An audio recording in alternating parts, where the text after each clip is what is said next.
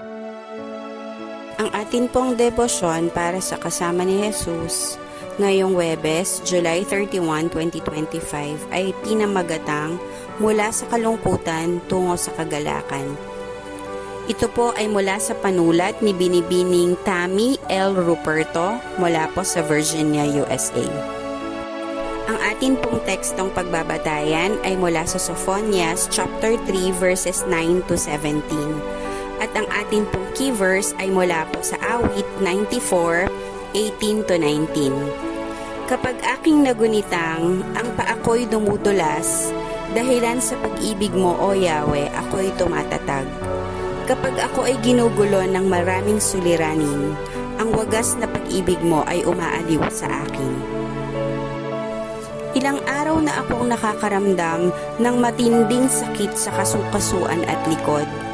Lagi akong nagrereklamo at paulit-ulit na tinatalakay ang aking pisikal na kalagayan, kaya't ako'y nabigatan at nawalan ng pag-asa. Hindi ko napapansin na ang aking asal ay nakakaapekto na sa aking pag-iisip at relasyon sa aking pamilya.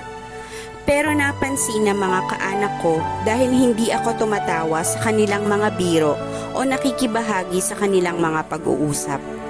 Isang araw, tinanong ng aking panganay, "Nanay, bakit hindi ka tumatawa?" Marami akong naisip na rason, bagamat ang mga ito ay may kinalaman sa aking sakit.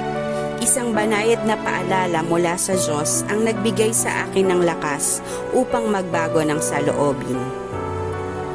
Binigyan tayo ng Diyos ng kagalakan sa kabila ng ating mga pagsubok. Sa halip na ituon ang aking pansin sa kirot, panghihina at pagkahapo, maaari kong piliin ang sumandal sa kagalakan ng Diyos na nagbibigay lakas. Nang nagsimula akong tumawa muli kasama ang aking mga anak, gumaan ang aking pakiramdam at nagbago ang aking pananaw.